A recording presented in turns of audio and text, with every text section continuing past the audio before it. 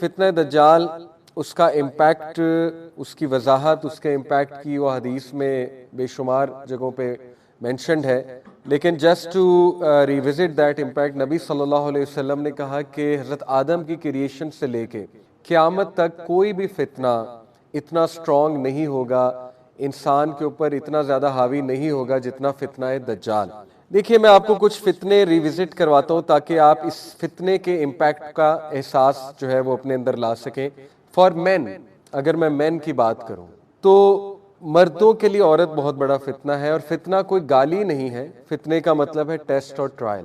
देखिए, आज के दौर में हुस्न, औरत का हुस्न कितना नुमाया करके दिखाया गया, सेलिब्रिटीज़ की शक्ल में, मॉडल्स की शक्ल में, और फिर एक बहुत ही एक्सट्रीम फॉर्म में, जाहिर है गलीज इंडस्ट्री जो पॉर्न इंडस्ट्री है। तो मर्दों को ये पता है ये कितना बड़ा उनके लिए फितना है और कितना बड़ा ट्रायल है उनके लिए, और कितना टेम्पटिंग है, कितना ज़्यादा टेम्पटिंग है। यानी कितने ही मर्द हैं कि जो इस फितने के हाथों मारे गए, यानी इस फितने ने उनका ईमान, उनकी एनर्जी, उनका नूर, जाहिर है सीने के अंदर एक नूर होता है अल्लाह की तरफ से, लेकिन जाहिर है कि वो नूर गुनाहों की वजह से चला जाता है। तो मर्दों को पता है मैं क्या बात कर रहा हूँ कि उनके लिए ये फितना कितना टेम्पटिंग है, औरत का जो फितना है। और इसको मजीद नुमाया किया गया, आज की जो फैशन इंडस्ट्री है उसने मजीद नुमाया किया इसको, और मूवीज़ ने इसको मजीद नुमाया किया, फिर वो जो इंडस्ट्री जिसका मैंने नाम लिया उसने मजीद नुमाया किया। इसी तरह आप देखिए कि माल का फितना कितना बड़ा फितना है। कितने लोग हैं कि जो माल की खातिर क्या नहीं कर जाते। फिर पावर का फितना कितना बड़ा फितना है, पावर की खातिर इंसान क्या क्या कर जाता है। तो ये सारे फितने एक तरफ और फितना दज्जाल एक तरफ। यानी मर्दों से अगर मैं सिर्फ बात करूं कि इमेजिन अगर आपके लिए औरत का फितना इतना टेम्पटिंग है, अगर आपसे वो कंट्रोल नहीं हो रहा है, तो दज्जाल का फितना मिलियन टाइम ज्यादा है। क्योंकि नबी सल्लल्लाहु अलैहि वसल्लम ने कहा है कि वो, उसका जो फितना होगा उस जैसा फितना हजरत आदम की तख्लीक से लेके क़यामत तक नहीं आया।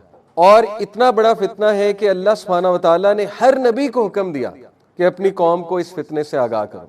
हजरत नूह ने इस फितने से आगाह किया, तमाम अंबिया ने इस फितने से आगाह किया, और हमारे नबी सल्लल्लाहु अलैहि वसल्लम ने बहुत ज्यादा इस फितने से आगाह किया। तो वो हदीस मैंने पिछली क्लास में आपके सामने रखी थी।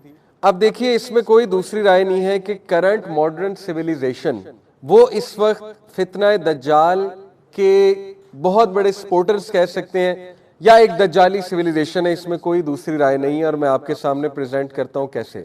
देखिए, दज्जाल का मतलब ही डिसीवर है, द ग्रेट डिसीवर।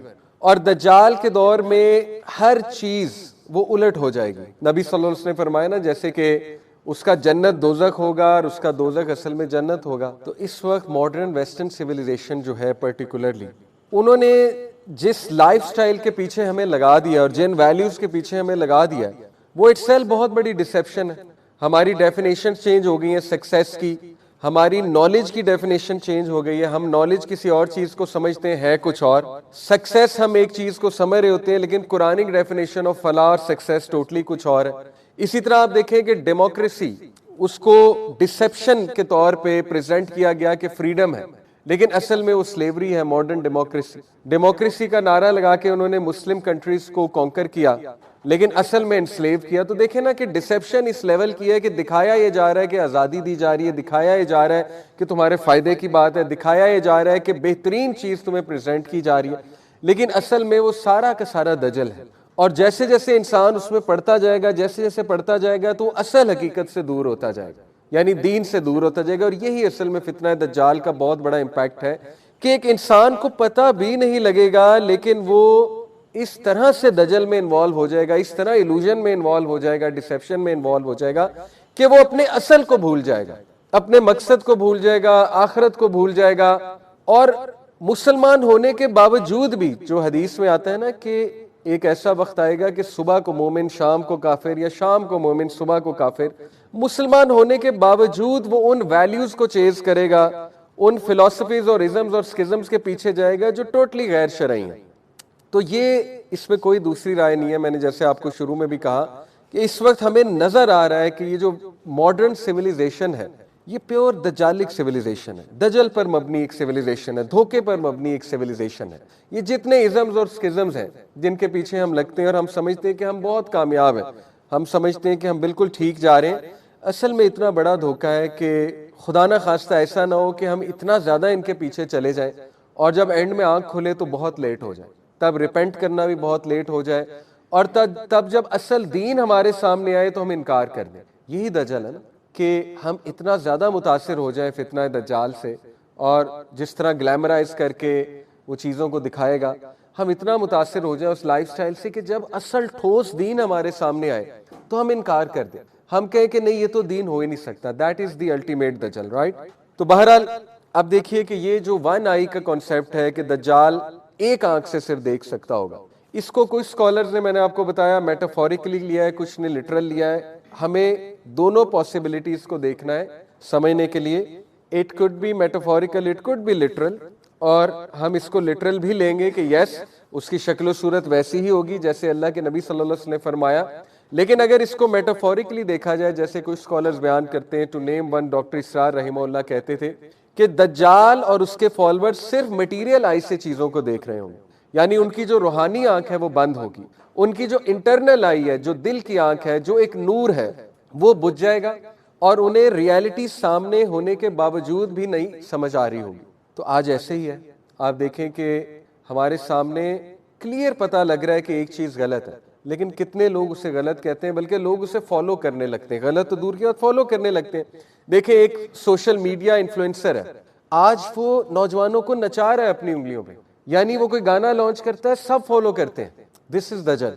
वो कोई एल्बम निकालता है सारे पीछे जाते हैं, सारे परचेज करते हैं, यानी बुराई को परचेज किया जा रहा है। तो इसी से आप दज्जाल के फितने का इम्पैक्ट का जो है अंदाजा लगा लें कि अगर हमसे एक सिंगर नहीं रेजिस्ट हो पा रहा, हमसे एक ट्रेंड नहीं रेजिस्ट हो पा रहा, हैशटैग, हमसे जो है वो एक इन्फ्लुएंसर का कंटेंट नहीं रेजिस्ट हो पा रहा, और फिर अगर ज़ईफुल एतकादी की बात की जाए तो देखें आज बहुत से लोग जिनका अकीदा खुदा न खास्ता ठीक नहीं है, वो आमिलों के पास जाते हैं, बाबों के पास जाते हैं, पीरों के पास जाते हैं, कैसी कैसी बातों पे ट्रस्ट करते हैं जाके, और अल्लाह ताला पर कितना तवक्कल कमज़ोर होता है, लिटरली पीरों को खुदा बना लेते हैं। तो देखिए वही बात है कि दज्जाल जब आएगा तो फिर वो तो सबसे बड़ा पीर होगा इन दैट सेंस, उसके हाथ में तो फिर बहुत से सोल्यूशंस होंगे। तो समझ ये लगी कि दज्जाल से बचने के लिए अकीदा स्ट्रॉन्ग करना बहुत ज़रूरी है, अकीदा के बारे में पढ़ना। और इसमें मैं आपको एक बुक भी रिकमेंड कर देता हूँ, डॉक्टर बिलाल फिलिप्स की बुक है फंडामेंटल्स ऑफ तौहीद, बहुत अच्छी किताब है अकीदा के ऊपर, जिसमें उन्होंने मॉडर्न मसाइल को सामने रखते हुए अकीदा पर बात की। तो देखिए अकीदा से यहाँ पे मुराद है तौहीद। जितनी तौहीद स्ट्रॉन्ग होगी, जितना अल्लाह सुब्हानहू व तआला के बारे में पता होगा, इतना इंसान दज्जाल से डिसीव होने से बच जाएगा।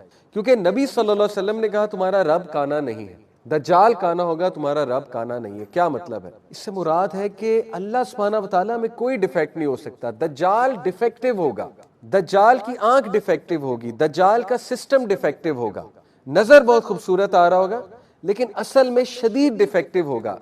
और कौन उस डिफेक्ट को रिकग्नाइज करेगा? वही जो अल्लाह ताला को पहचानता है, वही जो अल्लाह रसूल की बात को फॉलो करता है, वही जिसका अकीदा पुख्ता है, वो पहचान लेगा उस डिफेक्ट को, क्योंकि अल्लाह सुब्हानहू व तआला में कोई डिफेक्ट नहीं। और जो उसके माथे के दरमियान कफरा है, ऑब्वियसली उसकी जो सिविलाइजेशन होगी, जो पूरा सिस्टम होगा, वो भी कफरा पर बेस्ड होगा, कुफर पर बेस्ड होगा, कुफरिया आइडियोलॉजीज पर बेस्ड होगा। लेकिन ऑब्वियसली वो सारी ideologies, isms and schism will be disguised as something beautiful, something which give freedom. तो ये मैंने आपको एक चीज रिविजिट कराई है कि इतना बड़ा ये फितना है और कई लोग इसमें मुलविस हो जाएंगे, मेजॉरिटी ह्यूमैनिटी इसमें मुलविस हो जाएगी और उनको पता भी नहीं लगेगा कि वो मुलविस है। तो हमारा देखें गोल, ये बातें डिस्कस करने का मेन गोल ये है कि हमें सेल्वेशन चाहिए, हमें जन्नत चाहिए, हमें इस फितने से निजात चाहिए, हमने इस फितने से बचना है। तो इसलिए हम इसको इतनी डिटेल में जो है ना वो डिस्कस कर रहे हैं इंशाल्लाह। सो कुछ बातें जो रह गई थी मैं आपके सामने रखता हूँ। सबसे पहले मैंने आपसे एक बात की थी कि देखिए दज्जाल के टाइम पे सेकुलर सिस्टम ऑफ टाइम के लोग आदी हो जाएंगे, सेक्रेट सिस्टम ऑफ टाइम से निकल के secular system of time follow होगा। और मैंने आपको उसकी एक मिसाल दी थी, हमारा जो एजुकेशन सिस्टम है वो सेकुलर सिस्टम ऑफ टाइम के साथ बाउंड है। सेकुलर सिस्टम ऑफ टाइम क्या है कि एक खास एज तक ही पढ़ना है और एक खास एज में जाके शादी करानी है। इस सिस्टम के साथ हम इस बुरी तरह बाउंड हो चुके हैं कि कोई जल्दी निकाह करना भी चाहे, जल्दी शादी करना भी चाहे तो उसके लिए बहुत बहुत बहुत मुश्किल है। कोई बंदा जल्दी कमाना भी चाहे तो उसका जहन इतना बंद कर दिया गया है कि नहीं, डिग्री के बगैर तुम कमा ही नहीं सकते और डिग्री से ही कमाया जाता है। तो देखिए ये अल्लाह रसूल की लगाई हुई लिमिट्स नहीं है, ना बाउंड्रीज हैं। अल्लाह रसूल ने, अल्लाह सुब्हानहू व तआला ने, एक मर्द जब बालिग हो जाता है, एक बच्चा बालिग हो जाता है, उसकी शादी की जा सकती है। ये कोई लिमिट नहीं है कि पहले डिग्री करेगा, मैनेजर बनेगा या बहुत पैसे कमाएगा। ये तो सेकुलर सिस्टम ऑफ टाइम के साथ हमें बाउंड कर दिया गया है। औरतों की उम्रें बढ़ रही हैं, उनको बाउंड कर दिया गया सेकुलर सिस्टम के साथ, उन पे कुछ लिमिटेशंस लगा दी गई हैं। इसी तरह सेकुलर सिस्टम ऑफ टाइम आप देखिए, वो एजुकेशन सिस्टम पुराने दौर में क्या होता था, मैंने आपसे लास्ट टाइम भी डिस्कस किया था कि इजाज़त सिस्टम होता था। हमारा जो एजुकेशन सिस्टम था वो इजाज़त सिस्टम पर बेस्ड था।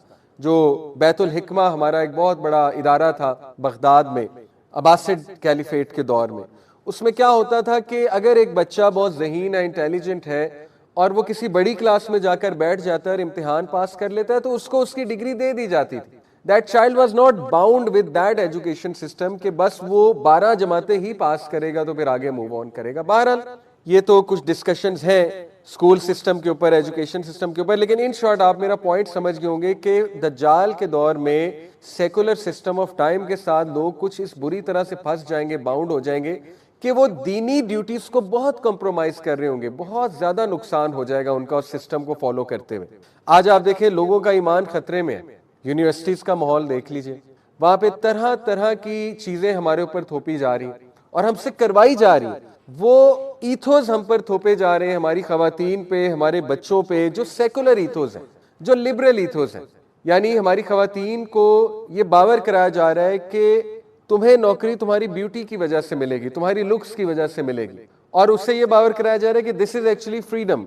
यानी you can be a receptionist, it's a good job obviously, or you can be a saleswoman because you are going to attract the customers through your beauty and the beauty of your voice. Obviously ये देखिए ना किस तरह का दजल, किस तरह का धोखा अनफॉर्चुनेटली इसके साथ बाउंड किया जा रहा है। फिर कुछ और एट्रीब्यूट्स आपको दज्जाल की एज के बताऊं तो देखें, इग्नोरेंस और मिस इन्फॉर्मेशन बहुत पीक पे होगी, और आज सोशल मीडिया की वजह से मिस इन्फॉर्मेशन बहुत पीक पे आप सबके सामने है। क्या सच है क्या झूठ है इंसान को पता ही नहीं लगता। कोई भी न्यूज को किसी भी तरह से पेश किया जा सकता है, और सेलिब्रिटीज अपने लाइफस्टाइल को इस तरह से पेश करते हैं कि millions of people they get inspired by their lifestyle, they believe that this is the ultimate success, this is what we should do, this is how we should live. ये बड़े बड़े जो हाइपर सक्सेसफुल मैन हैं, इनकी lives पर किताबें लिखी गई, इंफॉर्मेशन फैलाई गई इनकी लाइफ्स के ऊपर, और millions of people got deceived कि ये हैं कामयाब लोग। So that is what I call miss information and ignorance. और फिर एक्सट्रीम इल्यूजन।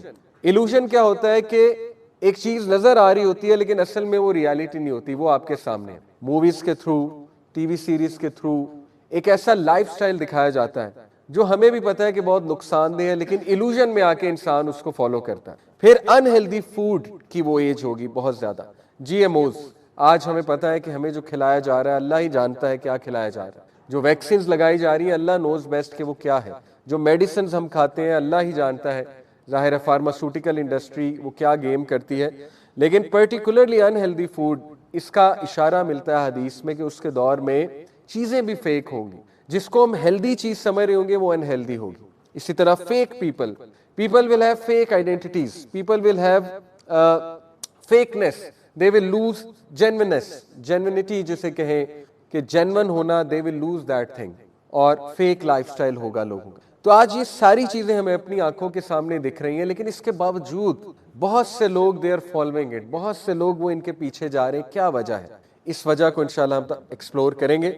नबी सल्लल्लाहु अलैहि वसल्लम ने फरमाया, मुस्नद अहमद की हदीस है, verily preceding the false messiah will be years of deception. दज्जाल के आने से पहले जो साल है वो years and years of deception होंगे। The truthful are belied, liars are believed. झूठों पर यकीन किया जाएगा, सच्चों को झुटलाया जाएगा। The trustworthy are discredited, the treacherous are trusted and the disgraceful speak.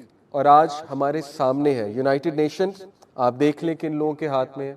Even America किस तरह से इजराइल की फेवर कर रहा है, झूठी गवाहियां हैं, मीडिया पूरा झूठ पर मबनी है, सारा जो न्यूज एजेंसी हैं वो झूठ पर मबनी है, अपने मुताबिक न्यूज दिखाते हैं। Multitudes of people they gate deceived, जो सच होता है उसको छुपाया जाता है, जो झूठ होता है उसको ग्लैमराइज करके दिखाया जाता है, झूठा नैरेटिव क्रिएट किया जाता है। तो ये सारी चीजें जो ईयर्स ऑफ डिसेप्शन है वो इस वक्त हमारे सामने है, और डिसेप्शन बढ़ती जा रही है, कम होने की बजाय बढ़ती जा रही है। तो ये हमारे नबी ने वार्न किया कि फॉल्स मसाया से पहले डिसेप्शन बहुत आम हो जाएगी। आप देखिए, democracy in reality slavery, natural food जिसको नेचुरल हम कहते हैं, that is in fact in reality GMO, genetically modified food. Vaccination is a hoax obviously. And then जो टेलीविजन पे है, न्यूज वगैरह लगती है, तब से लगते हैं हमें पता है वो फेक विजन है सारा। और फिर बैंक, जो बैंकिंग सिस्टम है, जो सूदी निज़ाम है, वो कितनी बड़ी डिसेप्शन है। अल्लाह ताला ने सूद को तबाह करने का जो है वो कुरान मजीद में जिक्र किया कि सूद को डिस्ट्रॉय कर देगा अल्लाह ताला। सूद पर मबनी सिविलाइजेशंस को अल्लाह ताला डिस्ट्रॉय कर देगा। हम सूद को बरकत समझते हैं, हम रिबा को समझते हैं कि हम अमीर से अमीर हो रहे हैं, we are getting richer and richer, और वेस्टर्न लाइफस्टाइल हमें अट्रैक्ट करता है। यहाँ पर बात मैं क्लियर कर दूं, देखें जब भी मैं वेस्ट की बात करता हूं तो मैं उन लोगों की बात नहीं कर रहा, वेस्ट में भी बहुत अच्छे अच्छे लोग हैं। हम यहाँ पर सिस्टम की बात कर रहे हैं, उस कल्चर की बात कर रहे हैं जो हमें बहुत अट्रैक्ट करता है, वहाँ का लाइफस्टाइल हमें बहुत अट्रैक्ट करता है। We want to settle over there, but little do we know कि वहां पर फितना दज्जाल ज्यादा पीक पर है। लिटिल डू वी नो कि वहां पर फितना दज्जाल में मुलविस होने के ज्यादा chances, because those are the countries जहां पे डायरेक्ट उसका रूल है, डायरेक्ट उसका इम्पैक्ट है। बहरहाल, तो ये हमारे सामने कुछ चीजें हैं कि appearance and reality will be opposite to each other. इसी तरह हदीस से पता लगता है कि दज्जाल एक बहुत बड़ा इंटेलेक्चुअल पैरालिसिस करेगा ह्यूमैनिटी पर। मैंने आपको बताया कि देखिए, if you look at all the humanity, खुदा ना खास्ता when you look at them, आपको एहसास होता है कि इंसानियत डम्ब से डम्ब होती जा रही है। यानी देखिए ना, लैंग्वेज में डम्ब होते जा रहे हैं हम। किसी दौर में लैंग्वेज हमारी अच्छी होती थी, अब फजूल लैंग्वेज को कूल समझा जाता है। F words, S words, slang, उसको लैंग्वेज समझा जाता है। गिबरिश को लैंग्वेज समझा जाता है। यानी जितनी गालम गलोच होगी, जितनी उसमें आप कह ले प्रोफैनिटी होगी, और मूवीज में चीजें दिखाई जाती हैं, उसको कूल बन के प्रेजेंट किया जाता है। इसी तरह आप देखिए कि जितनी इमोरल है एक चीज, उसको उतना पसंद किया जाता है। तो दिस शोज कि वाकई ह्यूमैनिटी पे इतना बड़ा इंटेलेक्चुअल पैरालिसिस लगा हुआ है कि ह्यूमन बीइंग ने शायद सोचना समझना ही छोड़ दिया। हम किसी चीज को फॉलो करने से पहले नहीं सोचते कि हम इस चीज को फॉलो आखिर क्यों कर रहे हैं, इस चीज से हमें मिलेगा क्या। आप देखें कि लोग ऐसे ऐसे चैनल्स को फॉलो करते हैं जो चैनल्स क्लियर है कि उनकी मॉरल वैल्यूज भी खराब कर रहे हैं, और जो क्लियर है बहुत ज्यादा कि उनकी आखिरत को भी खराब कर रहे हैं। आप टिकटॉक की मिसाल ले लीजिए, लोग टिकटॉक पर अकाउंट बनाते हैं और किस तरह से पैसे कमाते हैं। यानी इतनी डम हो चुकी है हमारी जनरेशन कि उनको समझ ही नहीं आ रही कि असल में सक्सेस क्या है, असल में मॉरल वैल्यूज क्या है। किसी दौर में आप देखें लोगों को किताबें पढ़ने का शौक था, आज की हमारी जनरेशन आप देख लें वो किस किस्म के शौक पाले हुए हैं और उनको किन चीजों का शौक है। यानी वो तबाही खुद पैसे देकर खरीद रहे हैं। उनको पता है ये चीज गलत है, उनको पता है ये चीज मेरे लिए ठीक नहीं है, लेकिन still they are buying it out, still they are subscribing to these things. तो ये है वो मैसिव इंटेलेक्चुअल पैरालिसिस जो ह्यूमैनिटी पर आ चुका है कि ह्यूमन बीइंग ने सोचना समझना छोड़ दिया, और लोग फंसे हुए हैं, करते जा रहे हैं बस for the sake of living. They are just living कि चलने दो, ऐसा ही है। आपके सामने है द ग्रेटर इजराइल, उसका जो प्लान है उस पर उन्होंने अमल करना शुरू कर दिया है, और इस प्रोजेक्ट को मक्का मदीना तक ले जाने का इरादा रखते हैं। नबी सल्लल्लाहु अलैहि वसल्लम फरमाए कि दज्जाल बहुत तेजी से ट्रैवल करेगा दुनिया में, यहाँ तक कि वो मक्का मदीना तक भी जाएगा। तो ऑब्वियस सी बात है कि जो ग्रेटर इजराइल का प्लान है इसमें पूरा मिडल ईस्ट शामिल है, हत्ता कि इसमें मक्का मदीना भी शामिल है। तो नबी सल्लल्लाहु अलैहि वसल्लम ने फरमाया कि दज्जाल जब मक्का मदीना पहुंचेगा तो वहां के जो गेट्स हैं, इनविजिबल गेट्स, वहां पे एंजल्स गार्ड कर रहे हैं, तो एंजल्स उसे वहां दाखिल नहीं होने देंगे अल्हम्दुलिल्लाह। यानी मक्का मदीना में जो लोग हैं वो सेफ हैं उस दौर में जब दज्जाल आ चुका होगा। और फिर दज्जाल पैर मारेगा वहां पे जोर से तो एक जल्जला आएगा, और जितने भी मुनाफिकीन हैं मक्का मदीना में वो बाहर आ जाएंगे। और हदीस में ये मेंशन्ड है कि औरतें खुसूसन उस दौर में वो सबसे ज्यादा दज्जाल को फॉलो करेंगे, और उस दौर में उस इलाके में खास तौर पे मक्का मदीना का जिक्र है, यहाँ तक कि एक शख्स अपनी औरतों को जंजीर से बांधेगा कि इसके पीछे ना जाओ, लेकिन वो फिर भी बाहर निकलेंगे, वो फिर भी जाएंगे। तो साबित हुआ कि मक्का मदीना में कुछ ऐसे लोग मौजूद होंगे जो दज्जाल जब पैर मारेगा, जल्जला आएगा, तो वहां से निकल के दज्जाल को ज्वाइन कर लेंगे। बाकी हदीस में ये भी जिक्र मिलता है कि वो जो इलाका है, और मॉडर्न दौर में वो इलाका ईरान का इलाका, अस्फहान का जो इलाका है, वहां से भी दज्जाल के फॉलोअर्स आएंगे, और 70,000 ज्यूज का जिक्र आता है कि वो दज्जाल को फॉलो करेंगे।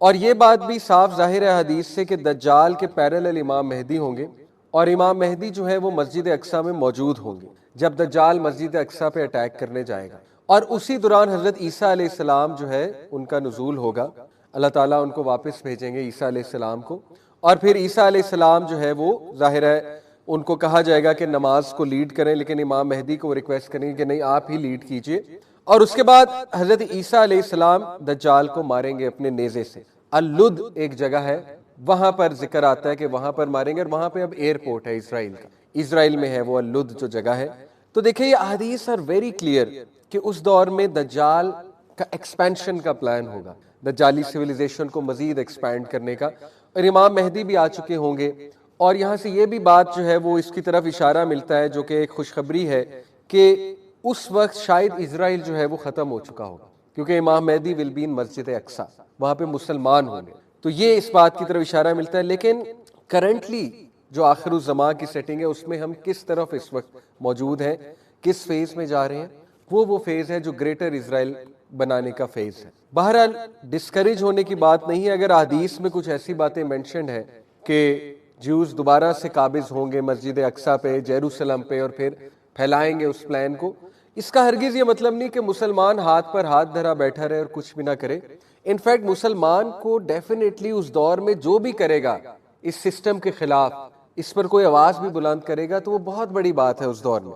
तो आप लोग कभी भी डिस्करेज ना होइएगा कि ये चीजें तो चूंकि हदीस में मेंशन है, ये तो होनी ही होनी है, तो हमारा क्या फायदा दिखे, क्या पता हमें कल मौत आ जाए, अल्लाह ना करे।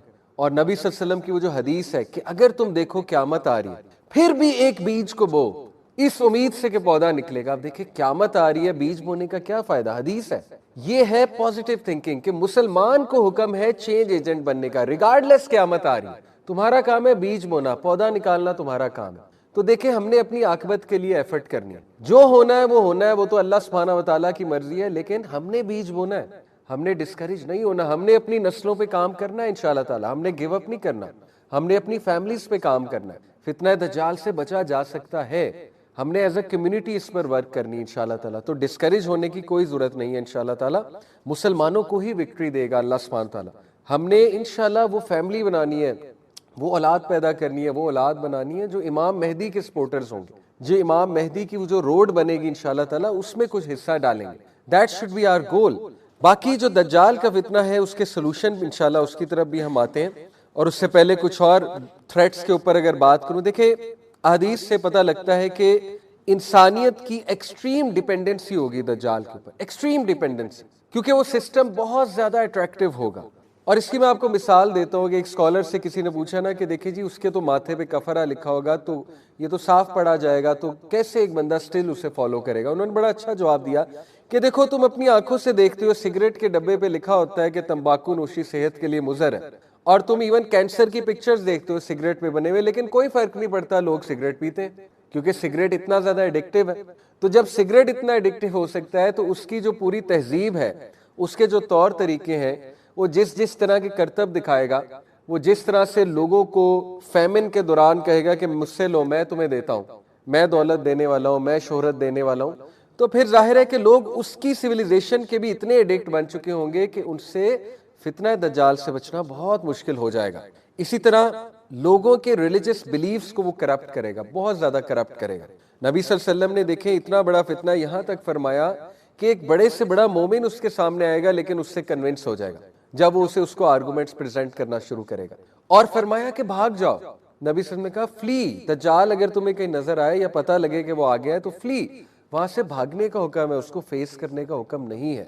और उस दौर में ज्यादा से ज्यादा अपने घरों में रहने का हुक्म। साबित हुआ कि देखिए जितना हम आउट गोइंग होंगे, आउट गोइंग से मुराद है कि ऐसी जगहों पे जाएंगे जहां पे ईमान खराब होने के चांसेस हैं, और आजकल हमने ऐसी जगह बना दी हुई है। आपको पता है बेपर्दगी बहुत आम है, तबर्रुज बहुत आम है, just to name shopping malls, वहां पे जाएं लेकिन काम के लिए जाएं, बट अगर वैसे ही जाते रहेंगे और बहुत ज्यादा जाएंगे तो फिर आपको पता है ईमान तो उस पर वर्क करना तो बहुत मुश्किल हो जाएगा।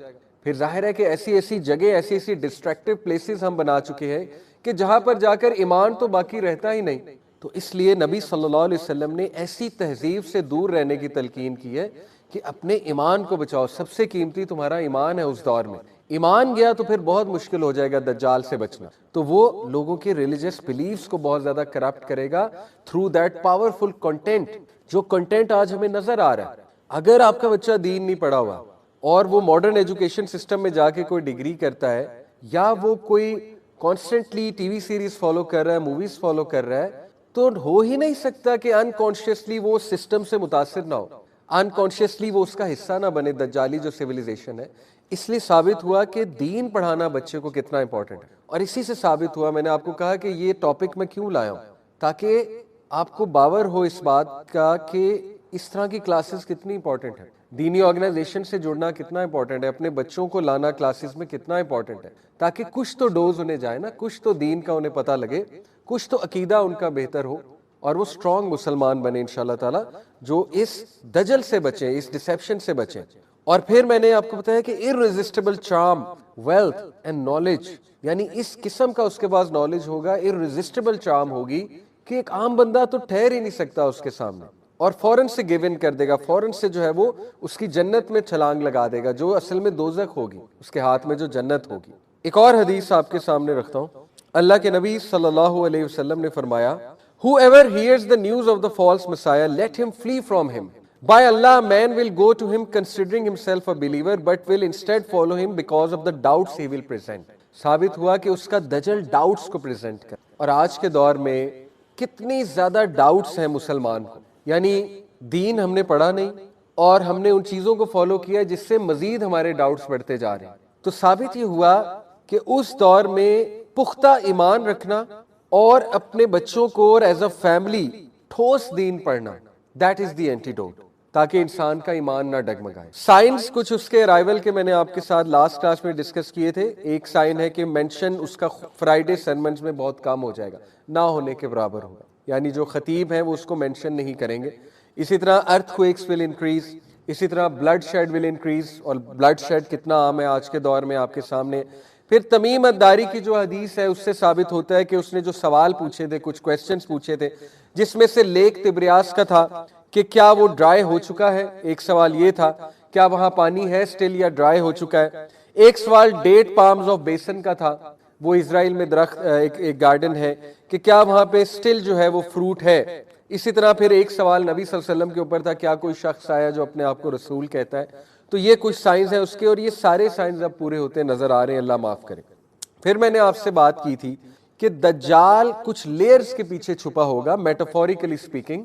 उन लेयर्स को पहचानना बहुत जरूरी है इससे पहले कि एक बंदा फितना दज्जाल या दज्जाल को रिकॉग्नाइज करे। वो लेयर्स क्या है? Layer of misinformation, layer of scientific uh, layer of extreme illusion and layer of glamour. और हर एक का एंटीडोट मौजूद है। देखिए, लेयर ऑफ मिस इन्फॉर्मेशन क्या है?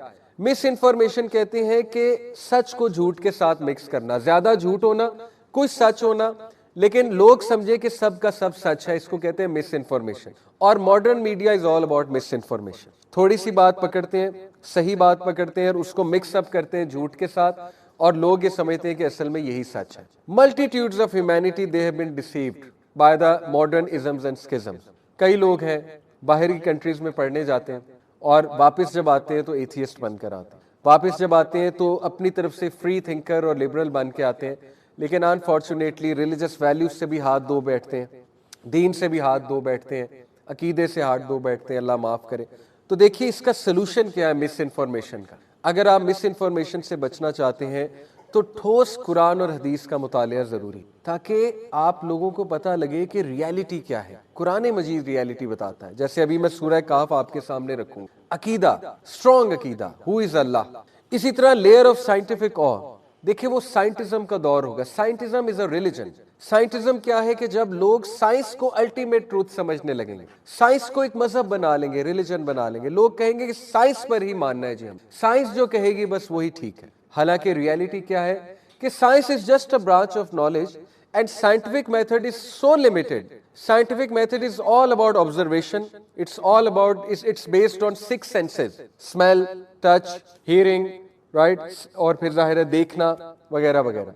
बट इन सेंसेस से हट के भी कुछ चीजें हैं। मेटाफिजिकल वर्ल्ड भी तो एक है, हार्ट भी तो कोई चीज है ना, कल्ब भी तो कोई चीज। तो जाहिर है कि जब इंसान हर चीज को साइंस की नजर से देखना शुरू करेगा, तो यही तो दज्जालियत है कि वो एक ही आंख से देख रहा है, वो मटीरियल आंख से ही देख रहा है, ऑब्जर्वेशन की आंख से ही देख रहा है, और जो रूहानी आंख है वो उसने बंद कर ली हुई है। आज आपको पता है कई लोग मॉडर्निज्म के चक्कर में, लिबरलिज्म के चक्कर में, मॉडर्न बनने के चक्कर में, इंफीरियोरिटी कॉम्प्लेक्स में, दे से I only believe in science, बस साइंस पर ही हम बिलीव करते हैं। हालांकि उनकी अपनी डिग्री BCom होती है, बैचलर्स इन कॉमर्स, साइंस पढ़ा भी नहीं होता है, लेकिन वो कहते हैं कि बस we are believers in science. तो सवाल ये पैदा होता है कि साइंस तो इतनी लिमिटेड है, साइंस आज किसी बात को सही कह रही है, कल उसी बात को गलत कह देती है। साइंस तो आज से 50 साल पहले सिगरेट को कहती थी बिल्कुल ठीक है, आज खुद ही साबित कर रही है कि सिगरेट जो है वो गलत है। तो साइंस इज एवर ग्रोइंग, और ये खूबसूरत बात है साइंस की। साइंस एक डायनामिक चीज है, साइंस ग्रो करती है, लेकिन साइंटिज्म क्या है कि साइंस को रिलीजन समझ लेना कि जी साइंस जो कहेगी वो हम मान। तो ये दज्जाल का एक वेपन है। दज्जाल फिर जाहिर है बहुत सी चीजें ऐसे दिखाएगा। मैं जैसे आपको मिसाल दी थी लास्ट टाइम, मैं नहीं कहता कि इलॉन मस्क दज्जाल है, लेकिन इलॉन मस्क आज एक स्टेटस डाले कि ये चीज ठीक है, without any research, without any research whatsoever, billions of humanity follow करें। दिस इज द इंपैक्ट, ठीक है, क्योंकि एक साइंटिफिक बंदा कह रहा है, एक साइंस का गुरु कह रहा है, उसने कह दिया बस बात खत्म। तो ये है दज्जालियत कि हमें ऐसे ऐसे अकाबरीन उस दौर में होंगे जिनकी औ में हम आएंगे, जिनसे हम बहुत इंप्रेस हुए होंगे, वो कुछ कह देंगे हम उसे फॉलो करने लगेंगे। तो यह है साइंटिफिक, और इसका सोल्यूशन ये है कि साइंस को सिर्फ एक ब्रांच ऑफ नॉलेज समझें, वही is always greater than science. Scientism का कुछ लोग शिकार होके कुरान को भी हर चीज साइंस के मुताबिक परखते हैं, यानी वो ये कहते हैं कि हमारा ईमान तब तक मुकम्मल नहीं होगा जब तक हर चीज साइंस से न साबित हो जाए। यही तो धोखा है भाई। मेरिकल फिर क्या चीज है? मेरिकल साइंस से साबित हो सकता है, करें मेरिकल को साइंस से साबित। इसका मतलब मेरिकल का हम इनकार कर दें? हजरत इब्राहिम अलैहिस्सलाम आग में डाले गए, आग ने नहीं जलाया, साबित करें साइंस से। मेरिकल होती ही वो चीज है जो साइंस के खिलाफ जाती है। तो इसलिए इसका सोल्यूशन क्या है कि वही को साइंस के ऊपर रखें, नो मैटर कोई बात समझ लगे या ना लगे। देखें कई लोग आज क्वेश्चन करते हैं कि जी हदीस में आता है कि क़यामत वाले दिन सूरज बहुत करीब आ जाएगा, इतना करीब आ जाएगा कुछ नेज़े दूर होगा, नेज़े के डिस्टेंस में। तो अब एक सवाल ये पैदा हो सकता है कि देखिए सूरज इतना करीब आ जाएगा तो ह्यूमैनिटी जिंदा कैसे रहेगी? ह्यूमैनिटी तो जल के भस्म नहीं हो जाएगी उस दिन? बात असल में ये है, जैसे सहाबा ने नबी से पूछा था ना कि कुरान में आता है, अल्लाह ताला कहते हैं क़यामत वाले दिन मुजरिमीन को हम इनके मुंह के बल चलाएंगे। कुरान की आयत है। सहाबा ने पूछा था कि या रसूल अल्लाह ये कैसे होगा? सवाल है। अल्लाह के नबी से कितना खूबसूरत जवाब दिया। जो अल्लाह इस बात पर कुदरत रखता है कि पैरों पे चला सकता है, क्या वो मुंह पे नहीं चला सकता? यही तो धोखा है कि देखिए, मैं ये नहीं कह रहा नाउज़ुबिल्लाह सहाबा को कोई डाउट आ गया था, वैसे एक सवाल किया था, लेकिन आज हमारे जहन में डाउट्स आते हैं हदीस को लेके कि ये कैसे हो सकता है। साइंस ये कहती है कि सूरज करीब आ जाएगा तो इंसान तो जिंदा भी नहीं रह सकता। देखिए बात असल में ये है कि क्या अल्लाह ताला एक ऐसी बॉडी नहीं बना सकता, क्या एक ऐसी लेयर नहीं बना सकता कि उस वक्त सूरज करीब भी हो और इंसान को जलाए भी ना? ऑब्वियसली अल्लाह ताला कैन डू दैट। तो हर चीज को साइंस के मुताबिक परखना ये भी बहुत बड़ा धोखा। तीसरी लेयर ऑफ एक्सट्रीम इल्यूजन। इसका सोल्यूशन क्या है? मेक श्योर कि आपकी डेफिनेशंस और कॉन्सेप्ट्स आर क्रिस्टल क्लियर। वो कैसे क्रिस्टल क्लियर होंगे? बच्चों को दीन पढ़ाएंगे तो उन्हें क्रिस्टल क्लियर होगा कि कॉन्सेप्ट क्या है, डेफिनेशन क्या सही है। अदरवाइज बच्चे एडवर्टाइजमेंट देखेंगे, यूट्यूब को फॉलो देखें ना। आज मुझे बड़ा अफसोस हुआ, and I have to take out names.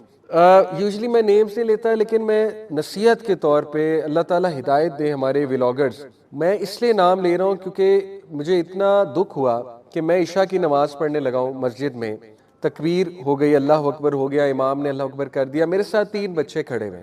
वो 3 बच्चे डकी भाई के व्लॉग की बात कर रहे हैं। नमाज खड़ी हो चुकी है, मैं भी अल्लाह अकबर करने लगा हूँ, मेरे साथ खड़े हुए उसकी गाड़ी के ऊपर बात कर रहे हैं कि तुझे पता है उससे वो वाली गाड़ी ले लिया और तूने उसकी गाड़ी देखी, नमाज खड़ी हो चुकी है, and they are talking about these things. गुस्सा तो मुझे बहुत चढ़ा कि इनको लगाऊं नमाज के बाद एक, लेकिन मैंने बस थोड़ा सा सब्र करते हुए बड़े प्यार से उनसे बात की कि बेटा नमाज शुरू हो गई थी, आप लोग ऐसे बात ना किया करो। लेकिन मुझे देखे बड़ा अफसोस हुआ कि यही दज्जालियत है कि मस्जिद में खड़े होके हमारे बच्चे 9-10 साल के बच्चे हैं, किस चीज की बात करें? गाड़ियों की, कि तूने उसकी गाड़ी चेक की। तो इसका मतलब हमारे बच्चों की डेफिनेशंस क्लियर नहीं है। मेरा यूट्यूब चैनल है 1.01 मिलियन, अल्हम्दुलिल्लाह अभी मिलियन टच किया। तो पहला सवाल मुझसे बच्चे करते हैं, सर आप कितना कमाते हैं? अल्हम्दुलिल्लाह मोनेटाइज नहीं है, हो सकता है फ्यूचर में कोई शराय सदर हो तो कर भी दें एक अच्छे पर्पस के लिए, लेकिन फिलहाल हमारे चैनल्स मोनेटाइज नहीं है, ताहा भाई का, मेरा, यूथ क्लब का। तो पहला सवाल ही होता है, बल्कि मुझसे हैरान होकर पूछते कि आप क्यों नहीं करते मोनेटाइज। तो मैं कहता हूं कि भाई पैसे से भी कुछ चीजें इंपॉर्टेंट होती हैं, समझने की कोशिश करो। हर चीज पैसा तो नहीं होती ना। पहला सवाल ये करना कि पैसे आप कितने कमाते हैं। तो यही तो वो इल्यूजन है, पैसा पैसा पैसा। पैसे के पुजारी बन जाएंगे तो सबसे पहले दज्जाल को सजदा करेंगे, क्योंकि पैसा तो यूं बहाएगा ना।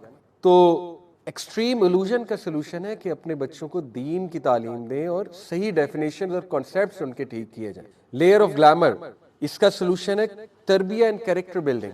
जितना कैरेक्टर स्ट्रांग होगा, इंसान ग्लैमर से बच जाएगा इंशाल्लाह ताला, क्योंकि उसको धोखा नजर आ जाएगा कि ये चीज लग बहुत ग्लैमरस रही है, लेकिन ये नुकसानदेह है चीज, मेरे लिए बहुत नुकसानदेह है। दैट्स हाउ रेजिलियंस हो इंसान के अंदर, उसके अंदर सेल्फ कंट्रोल हो। ये है ना वो कैरेक्टर ट्रेट्स जो हमने अपने बच्चों में डालने। और अनफॉर्चुनेटली मुसलमान जो है वो मजीद दज्जाल पे डिपेंडेंट कर रहा है अपने बच्चों को, और गोरा सरप्राइजिंगली वो अपने बच्चों में ये स्किल्स डाल रहे हैं, क्योंकि उन्होंने ये ट्रैक आउट कर लिया है कि सोशल मीडिया एडिक्शन और मोबाइल एडिक्शन तो बहुत बुरी चीज है। हमारी तो जनरेशन खत्म हो जाएंगी। चाइना ने ये ट्रैक आउट कर लिया, जापानीज ने ट्रैक आउट कर लिया है। वो लिमिट्स लगा रहे हैं अपने लोगों पे, टिकटॉक पे लिमिट्स लगा रहे हैं, ऑनलाइन गेमिंग पे लिमिट्स लग रही हैं, इंटरनेट यूज पे लिमिट लग रहा है, पेरेंटिंग ऐसी करी जा रही है, पेरेंट्स को वार्न किया जा रहा है कि अपने बच्चों को इन चीजों से बचाएं। लेकिन आपको पता है कि अनफॉर्चुनेटली मुसलमान ज़ाहिर है गोरों को जब फॉलो करता है तो उनसे 10 साल पीछे होता है। हमें नजर आ गया कि उनके माशरे में उनके क्या क्या असरात आए हैं इन चीज़ों के। हम अभी तक उन चीज़ों के पीछे जा रहे हैं, हम पेरेंटिंग नहीं लर्न कर रहे। हम में से कितने पेरेंट्स हैं जिन्होंने पेरेंटिंग के ऊपर कोई कोर्स किया हुआ है, कोई किताब पढ़ी हुई है? आपकी सोच है गोरे इस पे कितना काम कर रहे हैं। मैं उन्हें फॉलो करता हूं, उनके कंटेंट को। भला का काम है पेरेंटिंग के ऊपर, बिकॉज दे रियलाइज के चले दीन तो उनके पास नहीं है, हम तो लकी हैं हमारे पास दीन है। वो स्टिल एफर्ट्स कर रहे हैं कि हमने अपने बच्चों को, अपनी जनरेशन्स को बचाना है। वो आपको पता है नेचुरल वे ऑफ लाइफ की तरफ जा रहे हैं। मिनिमलिज्म की पूरी मूवमेंट कभी सर्च कीजिएगा, वो मिनिमलिस्टिक हो रहे हैं। दे नो कि ये जो मॉडर्न सिविलाइजेशन है इसके चैलेंजेस क्या है, हमने मिनिमलिज्म की तरफ जाना है। पूरी एक मूवमेंट है मिनिमलिस्टिक मूवमेंट, जिसमें नेचर की तरफ टर्न करना है। They are growing their own vegetables, they are keeping their own animals. Farm houses बना रहे हैं, वहां पे मुर्गियां पाल रहे हैं, बकरे पाल रहे हैं, भैंसे पाल रहे हैं। उन्हें पता नहीं क्या चीज खिलाई जा रही है, ऑब्वियसली ऑब्वियस सी बात है। तो देखिए साबित ये हुआ कि दज्जाल के दौर में बचने के लिए नेचर के करीब होना बहुत जरूरी है, नेचुरल चीजों की तरफ जाना जो है वो बहुत जरूरी है। अब लास्टली इंशाल्लाह ठोस सोल्यूशन, ये तो मैंने आपको पिन पॉइंट करके कि लेयर ऑफ मिस इन्फॉर्मेशन का क्या सोल्यूशन है, कुरान और हदीस का नॉलेज। लेयर ऑफ साइंटिफिक ऑ का सोल्यूशन है कि साइंस को, साइंटिज्म की तरफ मत जाएं, साइंस को बस एक सब्जेक्ट के तौर पर लें और वही को हमेशा प्रेफरेंस दें साइंस के ऊपर। Layer of extreme illusion, make sure your concepts and definitions are clear. And layer of glamour, strong character building हमारे बच्चों की इंशाल्लाह ताला। लास्टली सूरह कहफ, सूरह कहफ में 4 स्टोरीज हैं। और एक और भी मैं फितने की तरफ आपकी तवज्जो दिला दूं, जो एआई का फितना है, आर्टिफिशियल इंटेलिजेंस का, ट्रांस ह्यूमनिज्म। कभी इसको सर्च कीजिएगा, ट्रांस ह्यूमनिज्म। ये पूरी एक मूवमेंट है वेस्ट में, transhumanism. Transhumanism is basically the movement of singularity, that machines and human beings will become singular. ये वही कॉन्सेप्ट है जो टर्मिनेटर मूवी में दिखाया गया है कि machines will rule the world. और आप देखें कि एआई स्केरी तौर पर जो है वो इस वक्त ह्यूमन इंटेलिजेंस को सरपास कर रहा है। यानी एआई जो है वो इस लेवल पर जा चुका है कि मेटा एआई आपने चेक किया होगा, इवन मैसेंजर में अब मेटा एआई है, उससे आप कुछ कहें वो सर्च करके भी दे देता है, और कोई पोस्टर बनवाना चाहिए पोस्टर भी बना के दे देता है। यानी human creativity is at danger. और यही इंटेलेक्चुअल पैरालिसिस है ना कि हर चीज ह्यूमन बीइंग मशीन से करवाएगा और मशीन पर इतना डिपेंडेंट हो जाएगा कि उसकी अपनी क्रिएटिविटी खत्म हो जाएगी, और वो जो नेचुरल एक वे ऑफ लाइफ था जिससे उसकी नशोनुमा होती है वो उससे बहुत दूर चला जाएगा। तो ये जो blending of machines and human beings है, दिस इज वेरी स्केरी। और आपको एक अजीब बात बताऊं कि ट्रांस ह्यूमनिज्म की जो फाउंडर है, जो खातून है, उसका मैं आपके सामने तस्करा करता हूं। उसका जो वालिद है, इसके ऊपर कभी आप खुद भी सर्च कीजिएगा, इसका जो वालिद है ये चर्च ऑफ सेटन का एक मेंबर था, लेफ्टिनेंट कर्नल माइकल एक्वाइनो। तो इसकी जो बेटी है वो असल में ट्रांस ह्यूमनिज्म की फाउंडर है। तो इससे साबित बेसिकली ये होता है कि ट्रांस ह्यूमनिज्म भी एक सेटनिस्ट एजेंडा है। देखिए हर वो चीज शैतान के लिए बहुत काम की चीज है, मौसर चीज है। बल्कि अभी पिछले दिनों मैंने एक वीडियो देखी, आपको पता है आजकल ऐसी वीडियोस लोग बना रहे हैं कि वो एआई से जाकर पूछ रहे हैं कि AI, if you were Satan, how will you deceive people? तो वो AI पूरा जवाब देता है कि मैं कैसे डिसीव करता, और वो एग्जैक्ट वही जवाब है जो कुरान में अल्लाह ताला ने शैतान के जो है ना वो बताए हुए हथकंडे कि मैं इस तरह करता। और यकीन करें AI ने जवाब दिया, मैंने वीडियो देखी कि मैं म्यूजिक इंडस्ट्री के थ्रू डिसीव करता सबसे पहले लोगों को, क्योंकि म्यूजिक बहुत अट्रैक्टिव है, लोगों को म्यूजिकल टोन्स बहुत अट्रैक्ट करती हैं, तो मैं म्यूजिकल इंडस्ट्री में घुसता सबसे पहले, उसके बाद मैं मीडिया के थ्रू डिसीव करता, उसके बाद मैं लोगों को मिस इन्फॉर्मेशन के थ्रू डिसीव करता। इसी तरह एक वीडियो मैंने देखी कि मैट्रिक्स से निकलने का suggest ways to get out of matrix. Matrix आपको पता है ना, ये एक टर्म है जो गोरे यूज करते हैं, आपको पता है एलेक्स स्टेट ने बहुत यूज किया मैट्रिक्स एक टर्म। मैट्रिक्स भी ये दज्जाली एक आप कह लें दुनिया, उसको मैट्रिक्स गोरों की टर्म में कहा जाता है। तो AI से पूछा गया कि अगर मैट्रिक्स से जान छुड़वानी है तो क्या करना पड़ेगा, तो AI ने जवाब दिया कि ज्यादा से ज्यादा नेचर के करीब जाओ, एक्सरसाइज करो, अपनी डाइट बहुत अच्छी करो, और हर मेन स्ट्रीम चीज से दूर रहो। AI जवाब दे रही है कि सिंपल तरीका मैट्रिक्स से दूर रहने का, हर मेन स्ट्रीम बिलीफ और मेन स्ट्रीम चीज से दूर रहो, क्योंकि मेन स्ट्रीम मीडिया उनके हाथ में, जो चीज मेन स्ट्रीम आपको आ रही है और मेन स्ट्रीम की तरफ आपको लगाया जा रहा है, तो सीधी सी बात है कि कहां पे आपको लगाया जा रहा है। देखिए अब तो AI इतना स्मार्ट हो गया कि वो ये सोल्यूशन दे रहा है, लेकिन ह्यूमन बीइंग पे इंटेलेक्चुअल पैरालिसिस।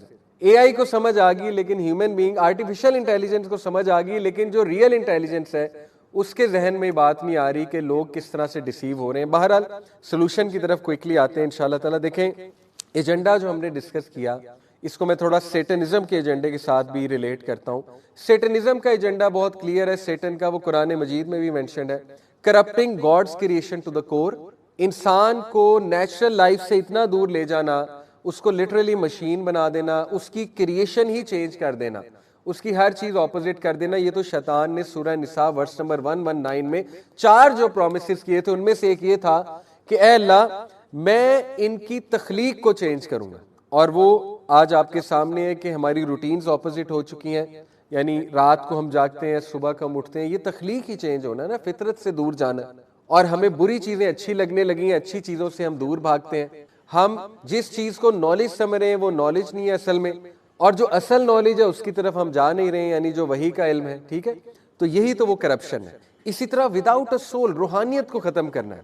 मैंने आपको एक बुक रिकमेंड की थी, उस बुक का नाम वो है लिबरल एजुकेशन के ऊपर है, उसका सॉरी मेरे अभी जहन से नाम निकल के बाहर है। हार्वर्ड के रिटायर्ड डीन ने, हार्वर्ड कॉलेज के रिटायर्ड डीन ने वो किताब लिखी है, हैरी आर ल्यूइस उसका नाम। उस किताब का जो लुबे लुबाब है वो है कि does liberal education have a future. हाँ, उस किताब का नाम है एक्सीलेंस विदाउट सोल, हार्वर्ड के फॉर्मर डीन ने लिखी हुई है। तो उसमें वो आर्ग्यू करता है कि लिबरल एजुकेशन का मकसद ही इंसान की रूहानियत खत्म करना है, और कितने लोग लिबरल इदारों में जाके डिसीव हो जाते हैं, रूहानियत से दूर चले आते हैं। ये मजहब छोड़ो, खुदा किसने देखा है, आखिरत किसने देखी है, किसी ने आके बताया तो नहीं ना कि आखिरत होगी। सिर्फ बॉडी पर गौर करो, सिर्फ मटेरियल एस्पेक्ट पे गौर करो, सिर्फ दुनिया पे गौर करो, दुनिया बना लो, यही दज्जालियत है। और end of humanity as we know it, humanity को खत्म करना, ह्यूमन ट्रेड्स को खत्म करना, और अल्टीमेटली ह्यूमन बीइंग को मशीन बना देना। तो जो सोल्यूशन है जी, सूरह कहफ, अमेजिंग सोल्यूशन। नबी सल्लल्लाहु अलैहि वसल्लम ने मुख्तलिफ हदीस में सूरह कहफ को मेंशन किया। आप लोग ये सवाल कर सकते हैं, एक हदीस में आता है कि पहली 10 आयात जो याद करेगा वो दज्जाल के फितने से बच जाए। एक हदीस में आता है जो आखिरी 10 आयात याद करेगा। एक हदीस में पूरी सूरह कहफ का जिक्र होता है। अब कोई पूछ सकता है ये तो कॉन्ट्रडिक्शन है, आखिर क्या करें, पहली 10 आयात, आखिरी 10 आयात, या पूरी सूरह कहफ पढ़ें, क्या करें? स्कॉलर्स इसका बड़ा खूबसूरत जवाब देते हैं कि हमारे दीन में इतनी वुसअत है, हमारा दीन इतना इजी है, और सबका ख्याल किया है दीन में कि जो इंसान 10 आयात शुरू की याद कर लेगा वो भी इंशाल्लाह बच जाएगा, जो आखिरी 10 याद कर लेगा वो भी बच जाएगा, जो पूरी सूरह कहफ पढ़ लेगा वो भी बच जाएगा, यानी सबको फायदा है। अब देखिए कुछ लोग हैं वो पूरी सूरह कहफ नहीं पढ़ सकते, मे बी बिजी हो। हमारे दीन में कितनी वुसअत है, कितनी खूबसूरती कि पहली 10 पढ़ लो, अगर बिजी हो पहली 10 याद कर लो। कोई लोग आखिरी 10 पढ़ेंगे, कोई लोग पूरी सूरह कहफ पढ़ लेंगे। तो ये तो हमारे दीन की खूबसूरती है, ये कॉन्ट्रडिक्शन नहीं है, ठीक है। नबी ने लचक दे दी कि पढ़ो तो सही ना, इतना तो करो। तो देखिए सूरह कहफ में ऐसा क्या है कि एंटीडोट टू दज्जाल है। पहली बात, हर जुम्मे को सूरह कहफ पढ़ा करें, तिलावत, और ये लेसन्स भी माइंड में लाया करें। 4 स्टोरीज हैं सूरह कहफ में। पहली स्टोरी है पीपल ऑफ केव, असहाबे कहफ। असहाबे कहफ कौन थे? ये बेसिकली चंद नौजवान थे, ज्यादा गुमान यही है कि 7 थे, अब कितने थे वल्लाह आलम, लेकिन 7 के ऊपर ज्यादा गुमान जाता है, और एक इनका कुत्ता था। तो ये उस दौर के बादशाह से जो रोमन एम्परर था, और ज्यादा ऑथेंटिक बात यह कि हजरत ईसा के ये फॉलोअर थे, और ये मुवाहिद थे उस दौर के, तौहीद पर ईमान ले आए थे। तो उस दौर का जो जालिम बादशाह था, जो रोमन एम्परर था, वो इन पर बहुत ज्यादा मजालिम करता था, मुवाहिदीन पर उस दौर के। तो ये भी चंद जो लोग थे, इस पे बाय द वे एक मूवी भी बनी हुई है यूट्यूब पे, असहाबे कहफ, पुरानी मूवी है, थोड़ा सा प्रिंट उसका पुराना है, लेकिन ठीक है, अच्छी है। तो बहरहाल ये जो 7 लोग थे, बेसिकली उस मूवी के मुताबिक ये 6 लोग थे, बाद में रास्ते में जाते हुए इन्हें गडरिया मिला और उसका कुत्ता मिला, तो ये 7 हो गए। अल्लाह नोज बेस्ट तादाद क्या थी, लेकिन हमारे लिए जो लेसन है वो असल मकसूद है। तो इन लोगों को जेल में बंद किया गया, इनको बहुत टॉर्चर किया जा रहा था। तो अल्लाह की तरफ से इनको इल्हाम हुआ कि गार की तरफ चले जाओ। गार में जाकर इन्होंने पनाह ली और वहां पर इनको नींद आई, ये सो गए। तो 309 साल अल्लाह ने इनको सुलाया, सूरह कहफ में मेंशन। 309 साल बाद जब ये उठे तो इन्होंने एक दूसरे को क्वेश्चन किया, हम कितना सोए होंगे? तो जाहिर है किसी ने कहा आधा दिन सोए होंगे, किसी ने कहा चंद घंटे सोए होंगे। बहरहाल फिर इनके जो बड़े थे उन्होंने कहा कि ये लोग क्वाइन और बाहर से जाके कुछ खाने पीने को लेकर आओ और देखोगे तुम्हें लोग पहचान न ले, जरा ध्यान से जाना। अब जाहिर है वो क्या सीन होगा, आप सोचे कि आप 309 साल बाद इस जगह पर आए DH, तो ये टोटली बदल चुका होगा, आप हैरान रह जाएंगे मैं कहाँ पे आ गया हूँ। तो जब वो गया होगा उसने देखा होगा साइट्स एंड सीन्स, ये तो टोटली बदले हुए, और फिर उनको पहचान लिया गया, to cut the story short, कि ये तो असहाबे कहफ है, क्योंकि जाहिर है वो बहुत मशहूर हो गए थे, they were celebrities that in that age, कि कुछ लोग गार में गए, सो गए, वहां पे कुत्ता बाहर पहरा दे रहा था, वो कुत्ता इंतहाई खौफनाक था। अल्लाह ताला कहते हैं कि अगर तुम देख लेते उस साइट को कि कुत्ता किस तरह बाहर पहरा दे रहा है, तो तुम पे हैबत तारी हो जाती और तुम दबक कर भाग जाते। और ऐसे ही होता था, जो भी उस गार के करीब आने की कोशिश करता था वो दबक के भाग जाता था डर के, because the dog was guarding them. तो बहरहाल to cut the story short, ये 7 लोग की जो स्टोरी मेंशन की अल्लाह सुब्हानहू व तआला ने, आप देखें जो असहाबे कहफ मॉडल है, दैट इज द एंटीडोट। वो क्या मॉडल है? फितने के दौर में जब दीन पर प्रैक्टिस करना बहुत मुश्किल है, देखिए ये लोग के लिए मुश्किल था दीन पर प्रैक्टिस करना, तो ये लाइक माइंडेड लोग आपस में जुड़ गए। That is the first solution, like minded लोगों को ढूंढें, जो दीन पसंद लोग हैं उनके साथ जुड़ जाएं, उनके साथ उठना बैठना शुरू कर दें, अपना केव बनाएं, अपना वर्चुअल केव बनाएं। देखिए केव क्या है, केव मॉडल क्या है? केव मॉडल पूरी एक पॉलिसी है। आप अपनी फैमिली को लीड फ्रॉम द फ्रंट करें, अपनी फैमिली को हर महीने 2 महीने बाद बुलाएं अपने घर में और उनको बिठाएं, खाना खिलाएं, इंजॉय करें, कजन्स को बुलाएं, लेकिन एंड में कोई लेक्चर हो, फार्म हाउस पे बुलाएं, वहां पर बिठाएं। That is the cave model. इसी तरह आप यूनिवर्सिटी में तालिब इल्म में केव मॉडल की तरफ आए, अपने लाइक माइंडेड दोस्त बनाएं, उनमें बैठें, मस्जिद जाएं, मस्जिद में जाकर टाइम स्पेंड करें, फितनों वाली जगहों पे कम से कम जाएं, कैफेज में कम से कम बैठें, आपस में जुड़े रहें। मुझे याद है मैं जब GIK में था, स्टूडेंट था, अल्हम्दुलिल्लाह जब चेंज हुआ तो मेरी जो दूसरी कंपनी थी वो छोड़नी पड़ी अनफॉर्चुनेटली। तो अल्लाह ताला ने जूनियर्स मेरे माशाल्लाह मेरे दोस्त बने, मेरे कोई सीनियर्स मेरे दोस्त बने, बैच फेलो से इतनी दोस्ती नहीं थी, जूनियर से ज्यादा दोस्ती हो गई। हॉस्टल में थे हम, तो हम माशाल्लाह हर हफ्ते हाइकिंग पे जाया करते थे। वो GIK जरा ऐसा इलाका है, सवाबी टोपी आपको पता है पहाड़ी इलाका है, हम हाइकिंग किया करते थे, गाँव से गुजरा करते थे, रास्ते में गन्ने खाते हुए जा रहे हैं, गन्नों के वहाँ पे वो खेत थे और जाहिर है कुएं से पानी पीते जा रहे हैं, नेचर को एंजॉय करते जा रहे हैं। तो हमने मॉडल बना लिया, हमने हाइकिंग हर हफ्ते करनी है। और when we were together, when we stuck together, तो अल्हम्दुलिल्लाह हमारा उठना बैठना आपस में था। अब देखिए यूथ क्लब, मैं आपको मिसाल देता हूँ, यूथ क्लब पूरी एक कम्युनिटी है, लाहौर, इस्लामाबाद, हमारे जो मेंबर्स हैं वो आपस में कनेक्टेड हैं, वेल कनेक्टेड, उनके बच्चे आपस में कनेक्टेड हैं, उनकी दोस्तियां आपस में हैं, लाइक माइंडेड लोग हैं। होम स्कूलिंग होती है, मैं आपको मिसाल देता हूँ, इस्लामाबाद में माशाल्लाह ताहा भाई के बच्चे, बाकी लोगों के बच्चे, वो होम स्कूलिंग कैसे करते हैं कि हर जाहिर है फैमिली का एक खासा है, जैसे मिसाल के तौर पे किसी की वाइफ को बेकिंग आती है तो वो तमाम बच्चों को बेकिंग सिखाती है, किसी की वाइफ की मैथ्स अच्छी है वो तमाम बच्चों को मैथ्स पढ़ाती है, किसी की वाइफ का कोई सब्जेक्ट अच्छा है वो कोई और सब्जेक्ट पढ़ा, यानी they are so connected with each other. That is the cave model, कि बच्चे आपस में मिल भी रहे हैं, सोशलाइज भी कर रहे हैं, दोस्तियां भी कर रहे हैं, बड़े होकर इंशाल्लाह शादियां भी हो जाएंगी, और ये कि वो होम स्कूलिंग के मॉडल पे चल रहे हैं। और माशाल्लाह इतने ज़हीन वो बच्चे हैं, आप उनसे मिलेंगे, मतलब इतने क्रिएटिव हैं, इतने वो कॉन्फिडेंट हैं, they are travelling together with their fathers, they travel together, they don't have to follow that model कि सुबह 7 बजे उठ के मैं जाऊं, ठीक है ना, and they people such kids hate school, यानी school is like a prison to them, but the cave model is that कि अपने बच्चों को लाइक माइंडेड लोगों के साथ कनेक्ट करें, दैट इज द असहाबे काफ मॉडल।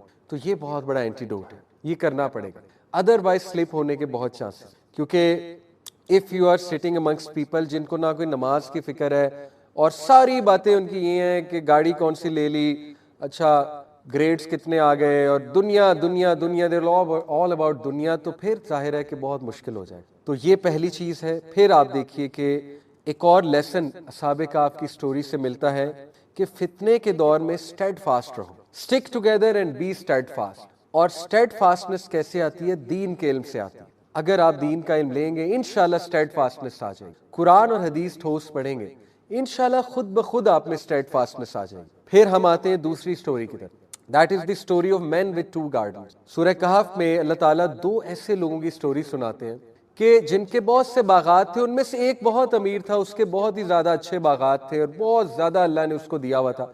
तो उसका जो फ्रेंड था, कोलीग था, वो उसको बहुत समझाता था। देखिए एक अच्छे दोस्त का कितना फायदा है, अच्छा दोस्त समझाता है। वो उसे बहुत समझाता था कि तुम एरोगेंट ना बनो। वो एरोगेंट बनता था, वो कहता था कि नहीं नहीं ये मेरी मेहनत है, he was all about me me and me. वो अपने अंदर डूबा हुआ था कि मैं ये हूँ, मैं वो हूँ, अल्लाह ने देखो। वो कहता था कि ठीक है अगर आखिरत है, अल्लाह है, तो अल्लाह ने मुझे यहाँ दिया तो वहां भी बहुत देगा। उसका दोस्त समझाता था बी हम्बल, और उसने कहा कि तुम अपने बाग में जब दाखिल हुआ करो तो माशा अल्लाह ला कुव्वता इल्ला बिल्लाह कहा करो। उस शख्स ने हीड नहीं पे की, ही डिड नॉट पे एनी हीड टू दैट। क्या हुआ?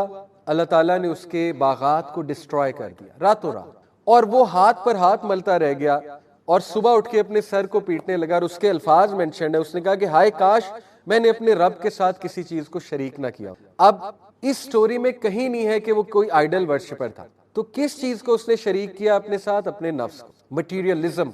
Materialism became a religion for him, his own self became God for him. तो आज के दौर में ये बहुत थिन लाइन है।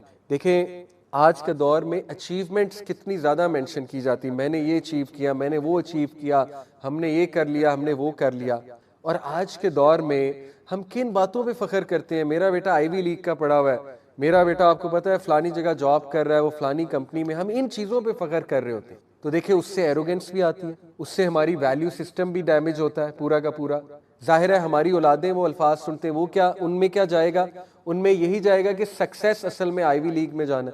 उनको यही मैसेज जा रहा है कि सक्सेस, फलाने कजन की जब हम मिसाल देते देखो वो फलानी यूनिवर्सिटी से पढ़ गया, तो उन्हें क्या मैसेज जा रहा है? उन्हें मैसेज ये जा रहा है कि दुनिया में, जिंदगी में सबसे इंपॉर्टेंट चीज जो है वो ये वाली हरकतें करना है। तो यही इस हमें स्टोरी से पता लगता है कि never make materialism a religion, humility and humbleness. तो इसका एंटीडोट क्या है? आयत नंबर 50। अल्लाह ताला ये स्टोरी सुनाने के बाद कहते हैं अलमालु वल बनूना जीनतुल हयातिद दुनिया वल बाकियातुस सालिहातु खैरुन इंदा रब्बिका सवाबन व खैरुन अमल। माल और औलाद दुनिया की जीनत, लेकिन बाकी रह जाने वाले अमाल तेरे रब के यहाँ खैर वाले। देखिए अपने बच्चों को बाकी रह जाने वाले अमाल की तरगीब की, उनको लाएं सदका जारिया मॉडल की तरफ। हमने नेटफ्लिक्स तो सब्सक्राइब कराया हुआ है बच्चों को, अमेजॉन प्राइम तो करवाया हुआ है सब्सक्राइब, मंथली करते हैं क्रेडिट कार्ड से, वीजा कार्ड से। क्या आपने अपने बच्चों को कोई चैरिटी भी सब्सक्राइब करवाई हुई है? मंथली चैरिटी की आदत डाली हुई है? That is the question. तो जितना अपने बच्चों को बाकी रह जाने वाले अमालों पे तरगीब देंगे, जितना जिक्र अज़कार, देखें ना बाकी रह जाने वाले अमाल क्या है? सुभान अल्लाह जब हम कहते हैं तो दरख्त लगता है एक जन्नत में, ये है बाकी रह जाने वाला अमल। बच्चों का माइंडसेट ऐसा डेवलप करें कि बेटा दुनिया में कुछ करके जाओ, कोई लेगेसी अपनी क्रिएट करके जाओ, इंसानियत के लिए कुछ करके जाओ। तो ये एंटीडोट है। और फिर तीसरी जो स्टोरी है क्विकली, मूसा और खिजर की, बड़ी इंटरेस्टिंग स्टोरी है। मूसा अलैहिस्सलाम जो है उनसे सवाल ही हुआ कि सबसे ज्यादा इल्म किसे है? तो जाहिर है बतौर नबी उन्होंने जवाब दे दिया, क्योंकि नबी को सबसे ज्यादा इल्म होता है अल्लाह की तरफ से। तो उन्होंने कहा कि मुझे है, इसमें कोई एरोगेंस नहीं थी, बतौर नबी उन्होंने ये बात की। तो अल्लाह ताला ने फिर उनको ये वही की कि नहीं मूसा, मेरा एक बंदा है, आप उससे जाकर मिलिए, खिजर, उसको सबसे ज्यादा इल्म है। अब देखिए खिजर अलैहिस्सलाम एक ऐसा कैरेक्टर है, मैं यहाँ पे क्लियर कर दूं कि अहले तशरीह भी खिजर अलैहिस्सलाम के हवाले से कुछ अकीदा रखते हैं, और हमारे कुछ सूफिया हैं एक्सट्रीम साइड पर जो गए सूफीज, वो खिजर अलैहिस्सलाम, आपने अर्तुगरुल में खिजर का बहुत मेंशन सुना है। अर्तुगरुल जो थी उसमें इब्ने अरबी का कैरेक्टर था, ऑल्दो इब्ने अरबी एक बहुत हेरेटिक और एक्सट्रीम सूफी थे। उस टीवी सीरीज में तो उनका पॉजिटिव कैरेक्टर दिखाया, लेकिन इन रियलिटी इब्ने अरबी के अकायद बहुत ख़राब थे। तो बहरहाल सूफिया का एक अकीदा है कि खिजर फिलहाल भी मौजूद हैं दुनिया में और हमारी मदद को आते हैं।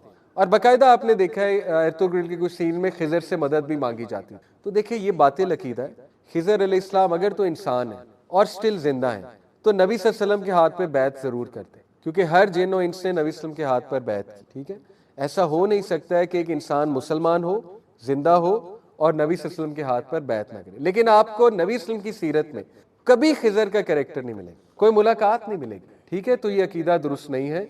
खिजर अलैहिस्सलाम कौन थे? कुछ लोगों ने, मुफस्सिरीन ने कहा फरिश्ते थे और एक यूनिक फरिश्ते थे। अल्लाह ताला ने उनका तारुफ कराया मूसा से। कुछ लोग कहते थे कि इंसान है, कुछ लोगों ने नबी भी कहा। लेकिन बहरहाल जो भी थे, हमारे लिए बेसिकली वो लेसन्स लेना मकसूद है बजाय कि इस बहस में पढ़ना। लेसन्स क्या हैं? मूसा अलैहिस्सलाम उनके साथ एक सफ़र पे निकले। खिजर अलैहिस्सलाम उन्हें मिले भी बहुत अजीब तरीके से। वो एक अलग किस्सा है कि अल्लाह ताला ने उन्हें ये कहा था कि आप समंदरी सफ़र करो जहाँ पे दो समंदर आपस में मिलते हैं, जहाँ पे पानी दो जगह पर मिलता है जाकर, सॉल्टी एंड स्वीट वाटर, वहाँ पर आपको जो है खिजर मिलेंगे। और उसकी निशानी ये है कि आप जो मछली लेकर जा रहे हो वो जिंदा होकर निकल के भाग जाए। तो उन्होंने क्या देखा, एक सुरंग बनी, उस सुरंग में मछली चलेगी। कुछ लोग इसको पोर्टल और वॉर्म होल कहते हैं। बहरहाल हम इस डिस्कशन में नहीं जाएंगे, हम लेसन्स की तरफ आते हैं। खिजर अलैहिस्सलाम इस डायमेंशन के थे या किसी और डायमेंशन के थे, वल्लाहु आलम, लेकिन लेसन्स बहुत इंपॉर्टेंट है। खिजर अलैहिस्सलाम ने तीन जो है वाकयात, तीन चीजें मूसा अलैहिस्सलाम को विटनेस कराई। पहला वाकया कि मूसा अलैहिस्सलाम और वो कश्ती में सफर कर रहे थे। कश्ती में खिजर अलैहिस्सलाम ने खामोशी से उस कश्ती में एक शगाफ, एक होल क्रिएट कर दिया जिसकी वजह से वो कश्ती डूब गई। मूसा अलैहिस्सलाम जलाली तबीयत के थे, उनसे बर्दाश्त ना हुआ, उन्होंने गुस्सा किया। उन्होंने कहा कि ये तो आपने गलत काम किया है, तो आपने कश्ती को जो है वो बिला वजह डबो दिया, ये कश्ती तो गरीब लोगों की थी। खिजर अलैहिस्सलाम ने कहा मैंने तुम्हें पहले कहा था कि शर्त मेरे साथ ये तुम सवाल नहीं करो, तुमने क्वेश्चन किया। मूसा अलैहिस्सलाम को गलती अपनी वाज़ेह हुई, माफी मांगी कि चले ठीक है मैं अब नहीं करूंगा। दूसरी स्टोरी ये हुई कि जाते जाते एक अच्छे खासे बच्चे को मार दिया। अब ये बहुत अजीब वाकया है, मेरे आपके सामने किसी बच्चे को मार दिया जाए, जाहिर है हम कहेंगे ये क्या हुआ। तो मूसा अलैहिस्सलाम फिर दोबारा नबी थे, उनसे ना रहा गया। उन्होंने कहा ये आपने क्या कर दिया?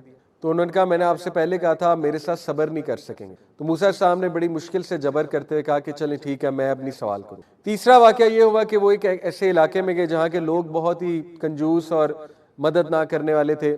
उन लोगों को भूख लगी थी, प्यास लगी थी, लेकिन उन लोगों ने उन्हें बिल्कुल नहीं पूछा। तो खिजर अलैहिस्सलाम ने एक दीवार गिर रही थी, एक घर की खंडर था, उसको तामीर कर दिया। तो मूसा अलैहिस्सलाम को फिर ये बात मायूब लगी, गुस्सा चढ़ा। उन्होंने कहा कि आप इसकी उजरत ले सकते थे, ये लोग हमें कुछ खाने पीने को दे देते। तो यहाँ पर उन्होंने कहा कि आपका मेरा सफर खत्म है। यहाँ से ये साबित होता है कि एक इंसान को 3 चांसेस देने चाहिए। ये एक नुक्ता वाज़ेह होता है इसे, ठीक है, इंसान है, गलती हो जाती है तो कोई बात नहीं, चांसेस देने चाहिए। लेकिन तीसरे के बाद उन्होंने कहा कि नहीं, ये अब मेरे सब्र का पैमाना जो है वो खत्म हुआ। तो अब मैं आपको इसकी रीजंस बताता हूँ। रीजंस क्या है? पहली रीजन ये है कि वो जो कश्ती में शगाफ था वो इसलिए था क्योंकि आगे एक जालिम बादशाह जो है उसकी सल्तनत थी, तो वो कश्ती को हथिया लेता। तो मैंने कश्ती को डुबोना जो है वो बेहतर समझा। बाद में कश्ती ऊपर आएगी, गरीब लोगों के हाथ लग जाएगी और कश्ती वो ले लेंगे, अदरवाइज वो बादशाह ले जाता। दूसरा वाकया जहाँ तक है, तो वो बच्चा जो था, वो बच्चा अपने माँ बाप के लिए बहुत बड़ी आजमाइश बनने वाला था। तो अल्लाह ताला का हुक्म था कि इस बच्चे को मार दिया जाए। आप देखें, ये मौलाना मदूदी ने इस पे तबसरा किया अपनी तफसीर में कि हो सकता है ये मारना ऐसा हो कि जैसे आप मौत के फरिश्ते को किसी की रूह कब्ज करते देखे तो आपको लगेगा जैसे वो कत्ल कर रहा है, मौत का फरिश्ता कत्ल कर रहा है उनको, ठीक है ना, इंसान को। हो सकता है कुछ इस तरह का वाकया हो। बहरहाल कत्ल इसलिए किया, उस बच्चे को मारा इसलिए कि वो बहुत बड़ी आजमाइश माँ बाप के लिए बन जाना था और अल्लाह ताला ने उन्हें एक और बेटा देना था जो उनके लिए बहुत खैर वाला है। तीसरा जहाँ तक वाकया है, वो जो दीवार थी वो असल में यतीम बच्चों का घर था। अगर वो दीवार गिर जाती तो उनका खजाना वाज़ेह हो जाता जो उनके बाप ने छुपाया हुआ था। तो अल्लाह ताला ने मुझे हुक्म दिया कि उस दीवार को मैं तामीर करूँ। तो वो दीवार को तामीर किया। तो ये इसकी तावील है, ये तफसीलात हैं इन वाकयात की जिस पर आप सब्र नहीं कर सकते। तो ये बहुत खूबसूरत वाकया, इसमें जो हमें लेसन मिलता है, देखिए वो लेसन ये मिलता है कि नॉलेज तमाम का तमाम अल्लाह सुब्हानहू व तआला की तरफ, और कोई ये क्लेम करे कि सारा नॉलेज मेरे पास है, वो गलत है, दैट इज डिसेप्शन। आज वेस्टर्न सिविलाइजेशन ये क्लेम करती है कि वो ह्यूमैनिटी का जो पीक का नॉलेज है उसको रीच कर गई, and that is the wrong claim. वही का नॉलेज असल में पीक का नॉलेज है। The fountain head of all knowledge is वही, नॉट द वेस्टर्न सिविलाइजेशन जो वो क्लेम कर रहे हैं। बहुत से लोग क्यों इंस्पायर्ड हैं, क्यों इंप्रेस्ड हैं कि देखो उन्होंने क्या तरक्की कर लिया। देखिए तरक्की कर ली है, ठीक है, लेकिन मुसलमान के पास जो वही है, मुसलमान के पास जो कुरान मजीद है, वो उससे बहुत नेक्स्ट लेवल है, वो अफकार और नजरियात। तो आज आप देखिए हम किस नॉलेज से इंप्रेस होते हैं। इस्लामिक नॉलेज को हम कुछ नहीं समझते, हम कहते हैं ये तो मौलवी जो है, ये मौलवियों का नॉलेज है, ये तो मस्जिद में जाकर बस बैठो और मस्जिद में जाकर तबलीग करो, असल नॉलेज तो वो है। तो यही तो डिसेप्शन है। तो ये जो तीसरी स्टोरी है, देखिए इससे साबित होता है कि ह्यूमिलिटी और वही का नॉलेज जो है, जो अल्लाह सुब्हानहू व तआला की तरफ से जो गिवन नॉलेज है, जो रिवील्ड नॉलेज है, वही असल नॉलेज। और दज्जाल जिस नॉलेज से डिसीव करेगा,